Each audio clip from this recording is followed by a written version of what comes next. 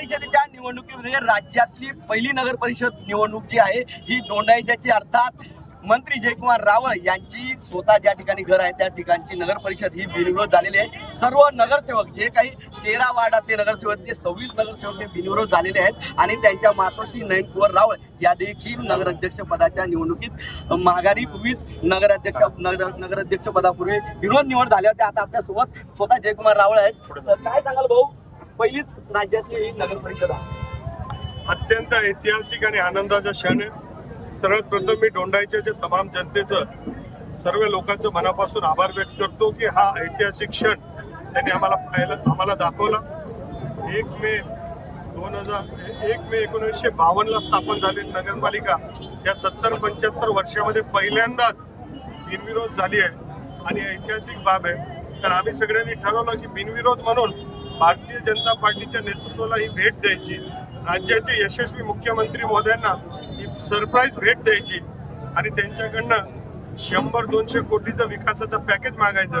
आणि एवढं जर आपण बिनविरोध केलं तर मुख्यमंत्री नक्कीच 100 कोटीच्या पेक्षा विकासाचं पॅकेज देतील। आणि म्हणून गावकऱ्यांनी मिळून ठरून एक दिलाने घेतलेला हा निर्णय आमचा दोंडाईचा आदर्श हा राज्यामधल्या अनेक नगरपालिकांनी घेतला पाहिजे, देशामधल्या लोकांनी घेतलं पाहिजे की विविध जातीचे 53-54 जाती आहे, जातीचे, धर्माचे, पंथाचे लोक एक दिलाने, एक विचाराने एक निर्णय घेऊ शकतात।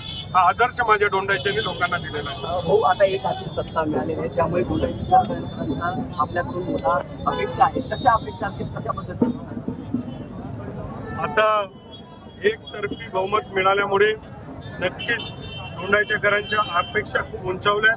त्यांची अपेक्षा आहे की दोंडाईच्या शहरामध्ये एक स्पोर्ट्स स्टेडियम यावं, अंडरग्राऊंड गटर व्हावी, फिल्टर प्लांट यावं, विविध त्यांच्या रस्त्यांचं खांब व्हावं, एक ऑक्सिजन पार्क बनावं, इथे आमच्याकडे एंटरटेनमेंट पार्क बनावं, अशा प्रकारच्या विविध अपेक्षा आमच्या दोंडाईच्याकरांच्या आहेत। सुंदर असं लंडन पॅरिसला जशी नदीमधून वाहते तसंच माझ्या दोंडाईच्यामध्ये शहराच्या मधून ही नदी वाहते।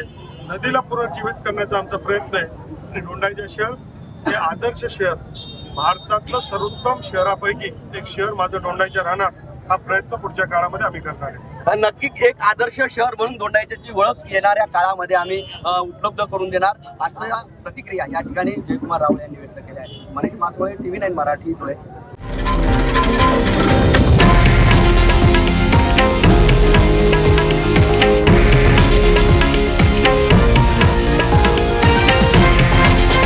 हे आहे देशातील नंबर 1 न्यूज नेटवर्क आणि आपण पाहत आहात TV9 मराठी, एकमेव।